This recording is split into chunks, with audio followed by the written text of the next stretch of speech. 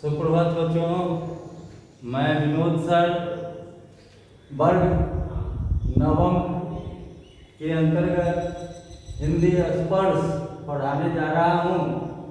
जो लेखक यशपाल हैं और उन्होंने जो कहानी लिखा है उस पाठ का नाम दुख का अधिकार है।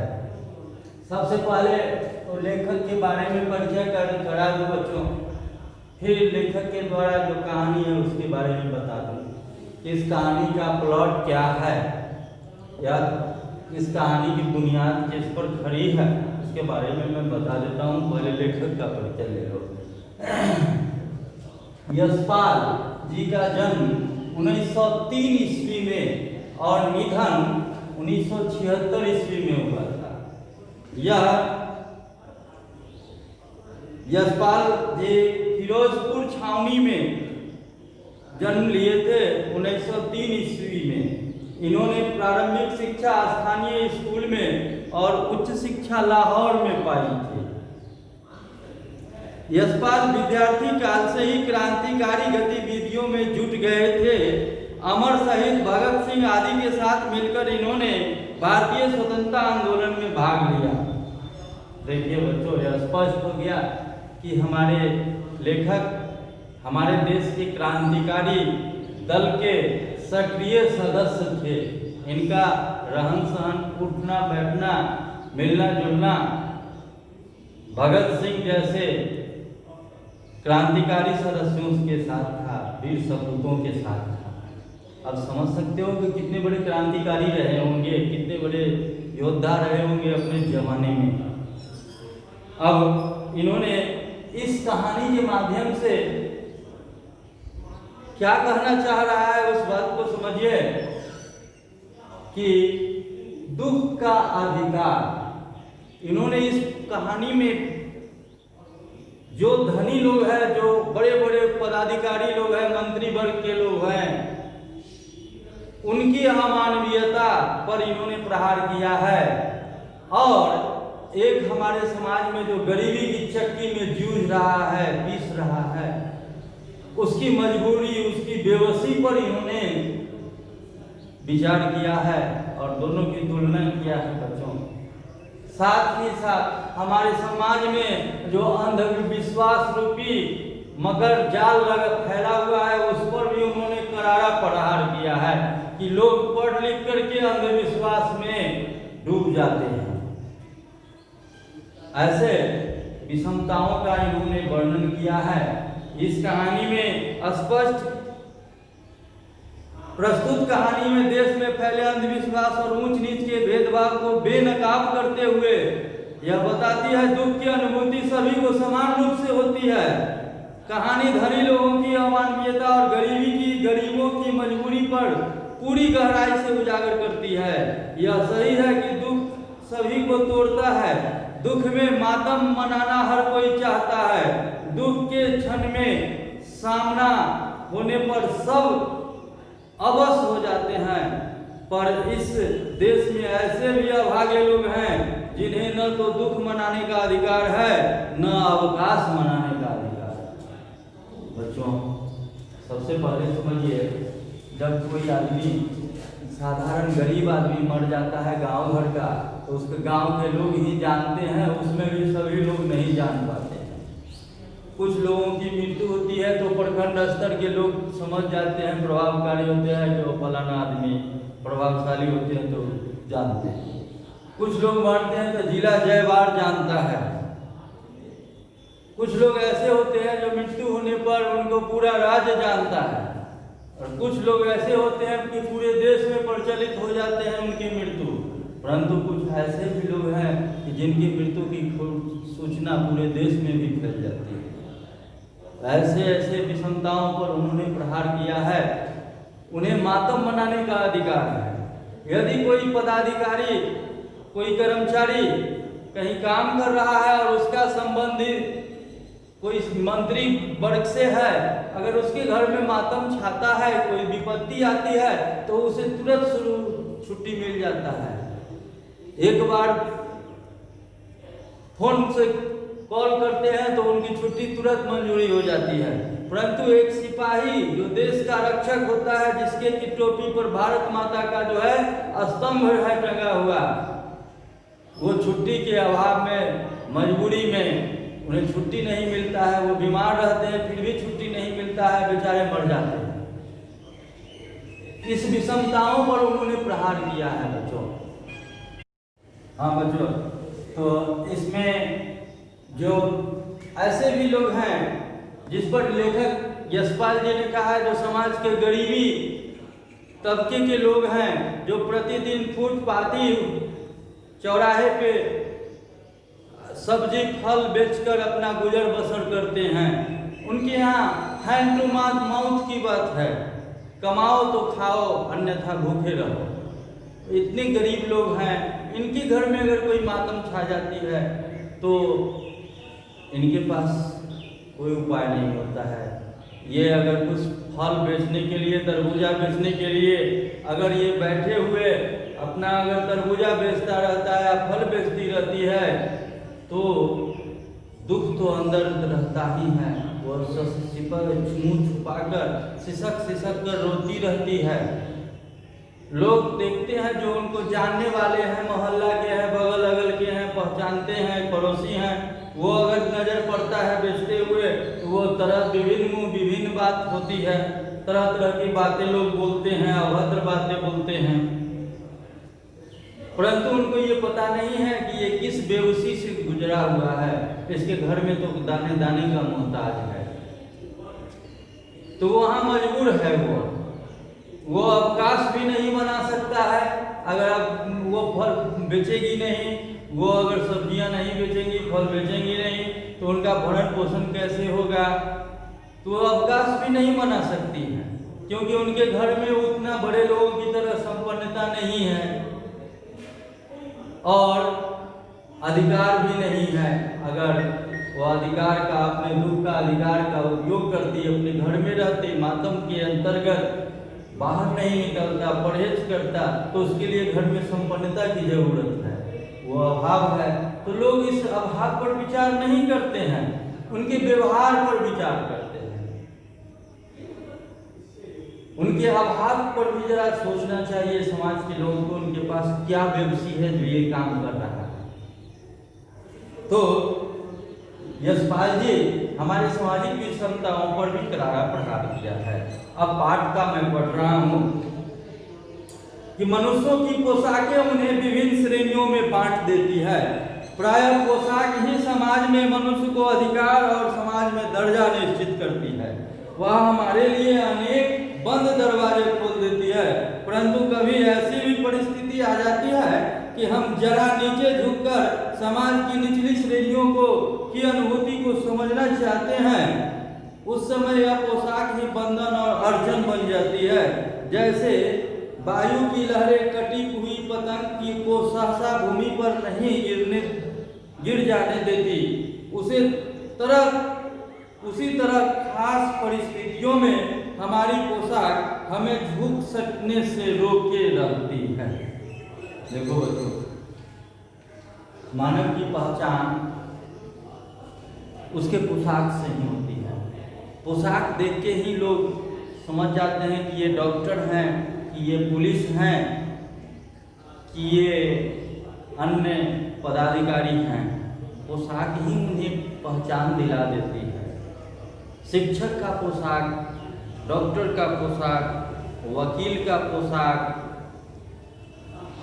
ये पहचान है उसके व्यवसाय की, ऑक्यूपेशन का, उसके सर्विस का पहचान पोशाक ही होता है।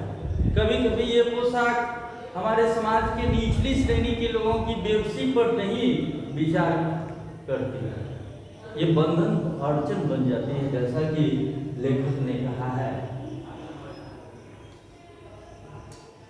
बाजार में फुटपाथ पर कुछ खरबूजे डलिया में और कुछ जमीन पर बिक्री के लिए रखे जान पड़ते थे। खरबूजों के समीप एक अधेड़ उम्र की औरत बैठी रो रही थी। खरबूजे बिक्री के लिए थे, परंतु उन्हें खरीदने के लिए कोई कैसे आगे बढ़ता? प्रश्नसूचक चिन्ह। बच्चों, लेखक कह रहे हैं कि बाजार के फुटपाथ पर एक महिला अधेड़ उम्र की हैं। अधेड़ उम्र की मतलब 40 वर्ष से ऊपर की है। वो जमीन पर एक टोकरी में तरबूजा रखी हुई है और कुछ जमीन टोकरी के अलग जमीन पे फैलाई भी हुई है कुछ तरबूजों को और बेच रही है। और अपना दोनों पांव घुटनों को मोड़कर उस पर अपना दोनों हथेलियों को ढककर मुंह ढक करके वह फफक कर सिसक कर रो रही है। उसके पास विडंबना है कि देखो कोई खरीदने के लिए तरबूजा जा भी नहीं रहा। लेखक कह रहे हैं कि परंतु उन्हें खरीदने के लिए कोई कैसे आगे बढ़ता। खरबूजों को बेचने वाली तो कपड़ों से मुंह छिपाए सिर को घुटने पर रखे फपक कर रो रही है। वो बेचने की वाली महिलाएं रो रही थी। लोग देखकर उसके पास खरीदने के लिए नहीं जाते थे। पड़ोस की दुकानों के तख्तों पर बैठे या बाजार में खड़े लोग घृणा से उसी स्त्री के संबंध में बातें कर रहे थे। उस स्त्री को का रोना देखकर मन में एक क्षण व्यथा सी उठी, पर उसके रोने का कारण जानने का उपाय क्या था। फुटपाथ पर उसके समीप बैठे सकने में मेरी पोशाक ही व्यवधान बन खड़ी हो गई। देखिए, लेखक को उसका नजर उस महिला पर पड़ी जो फफक कर रो रही थी और तरबूजा बेचने के लिए बैठी हुई थी।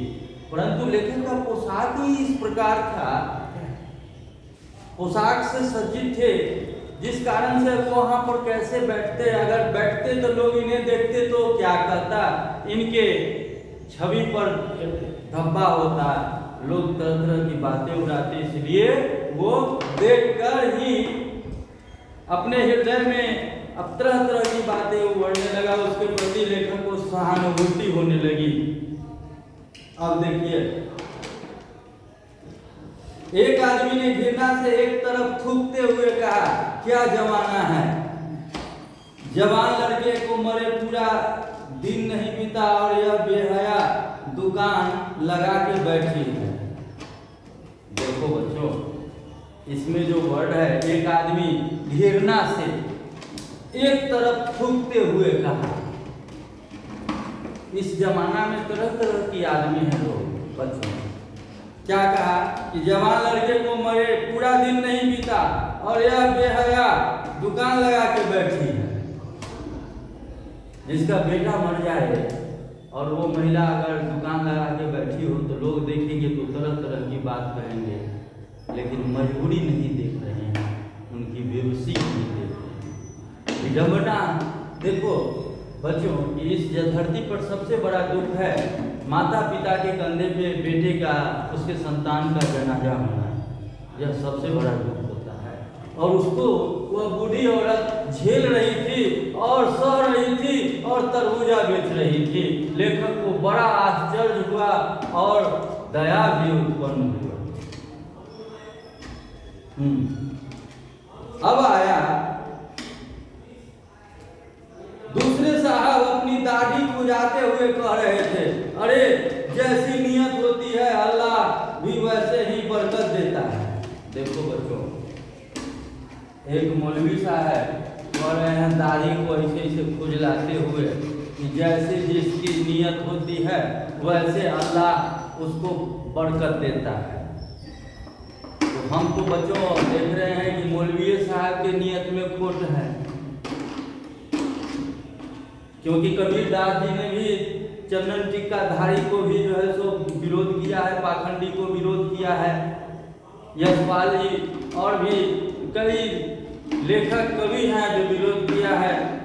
और यहाँ मौलवी साहब का देखो कि दाढ़ी खुजलाते हुए कहा कि जैसे जिसकी नियत होती है अल्लाह वैसे ही बरकत देता है। ये बात तो सही है। सामने के फुटपाथ पर खड़े एक आदमी ने दिया सलाई की तीली से कान खुजाते हुए कहा, अरे इन लोगों की क्या है, ये कमीने लोग रोटी के टुकड़े पर जान देते हैं। इनके लिए बेटा बेटी कसम लुगाई धर्म ईमान सब रोटी का टुकड़ा है। बच्चों, जो अमीर लोग होते हैं उनका तो तिजोरी भरा होता है, परंतु जो गरीब लोग होते हैं जेब और घर खाली होता है, उनका आलम उनका हालत जानेंगे तब तो आप पहचानेंगे। तो कहने का तात्पर्य है कि लेखक बड़ा उनके प्रति सहानुभूति है हो रही है। लोग विभिन्न लोग तरह तरह की उनकी भर्त्सना कर रहे हैं उस महिला का। परचून की दुकान पर बैठे लाला जी ने कहा, अरे भाई, उनके लिए मरे जिए का कोई मतलब न हो, पर दूसरों के धर्म ईमान का तो ख्याल करना चाहिए। जवान बेटे के मरने पर 13 दिन का सूतक होता है और वह यहाँ सड़क पर बाजार में आकर खरबूजे बेचने बैठ गई है।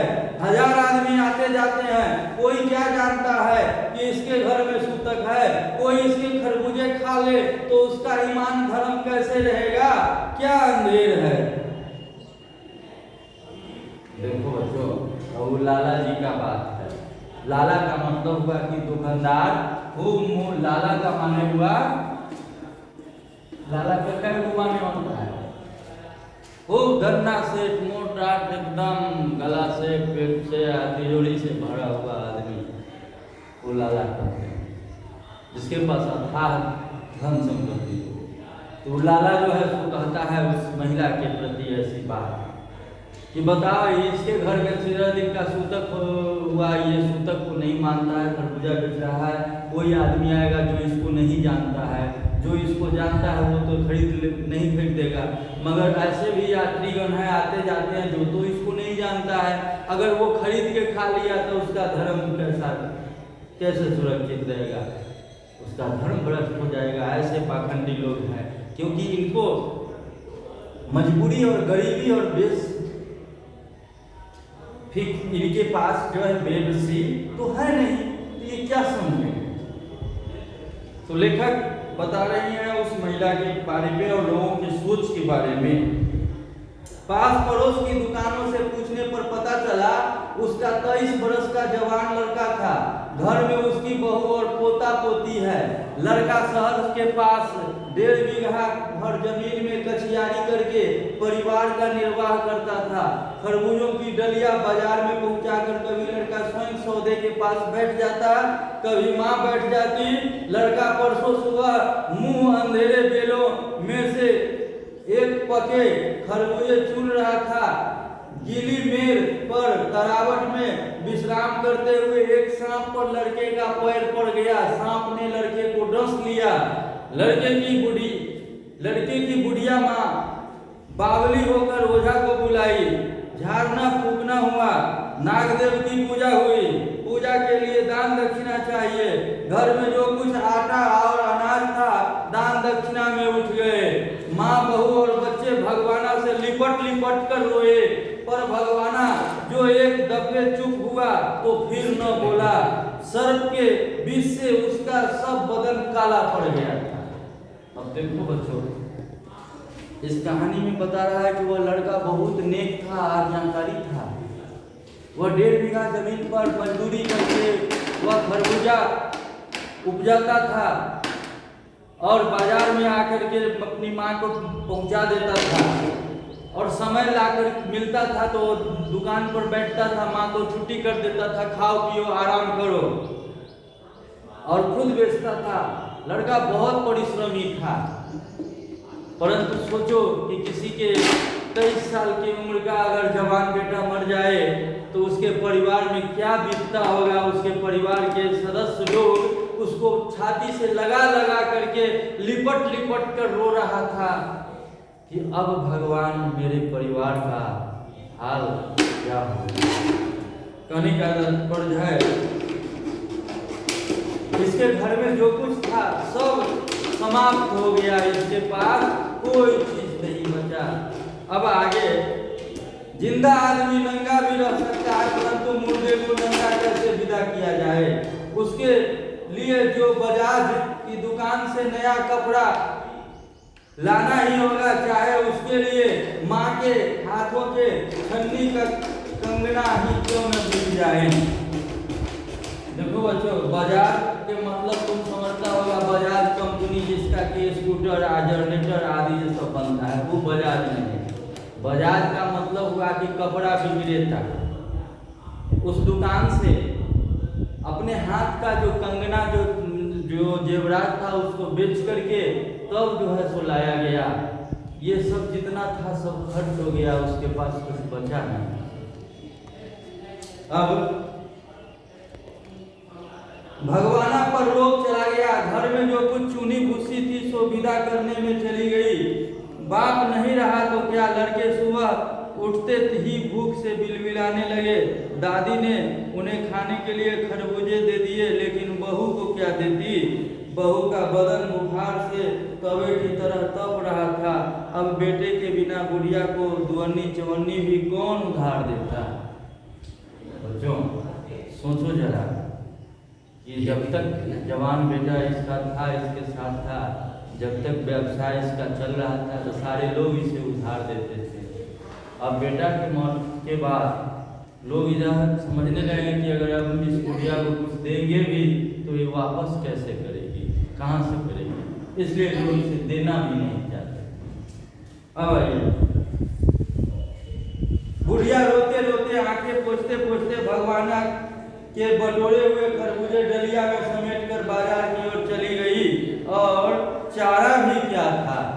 अब बताओ बच्चों कि एक तरफ बेटा का मृत्यु होने के बाद जो भगवाना का द्वारा लाया हुआ तरबूजा था उसको उठाई और चली गई बेचने के लिए। क्यों कि बच्चे सुबह उठने के बाद खाने के लिए दादी से मांगे। बुढ़िया खरबूजे बेचने का साहस करके आई थी, परंतु सिर पर चादर लपेटे, सिर को घुटने पर टिकाए हुए फपक फपक कर रो रही थी। कल जिसका बेटा चल बसा, आज वह बाजार में सौदा बेचने चली है। हाय रे पत्थर दिल। उस पुत्र वियोगिनी के दुख का अंदाज लगाने के लिए पिछले साल अपने पड़ोस में पुत्र की मृत्यु से दुखी माता की बात सोचने लगा। वह संभ्रांत महिला पुत्र की मृत्यु के बाद 2.5 मास तक पलंग से उठ न सकी थी। उन्हें 15 मिनट बाद पुत्र वियोग से मूर्छा आ जाती थी और मूर्छा न आने की अवस्था में आंखों से आंसू न रुक सकते थे। 2 डॉक्टर हरदम सिरहाने बैठे रहते थे, हरदम सिर पर बर्फ रखी जाती थी। शहर भर के लोगों के मन उस पुत्र शोक से द्रवित हो उठते थे। जब मन को सूझ का रास्ता नहीं मिलता तो बेचैनी से कदम तेज हो जाती है। उसी हालत में नाक ऊपर उठाए राह चलतों से ठोकर खाकर मैं चला जा रहा था। सोच रहा था शोक करने गम मनाने के लिए भी सहूलियत चाहिए और दुखी होने का भी एक अधिकार होता है। अब बच्चों बताओ, लेखक तो सड़क पर जा रहे थे, उस महिला के बारे में सोच रहे थे, उनकी परिस्थितियों के बारे में सोच रहे थे, लोगों के विचार के बारे में सोच रहे थे, सामाजिक परिवेश एवं पारिवारिक परिस्थिति के बारे में वो सोच रहे थे। इतने में सोचते सोचते आगे बढ़ रहे थे कि लेखक को पत्थर से ठोकर लगी। लेखक गिरते गिरते बच गए। कहने का अर्थ है बच्चों अंततः कि दुख मनाने के लिए भी अवकाश चाहिए और सहूलियत चाहिए, तभी दुख और गम या मातम मना सकते हैं, खुशियां मना सकते हैं। अगर संपन्नता सहूलियत घर में नहीं है तो आप ना तो मजबूरी के कारण ना तो आप दुख मना सकते हैं, ना उसे दुख मनाने का आपको अधिकार हो सकता है। न पारिवारिक परिस्थिति आपको रहने देगा, न सामाजिक परिवेश आपको स्थिर रहने देगा। धन्यवाद बच्चों। अब आप इसकी कहानी पढ़ेंगे, अच्छी तरह प्रश्नोत्तर करेंगे।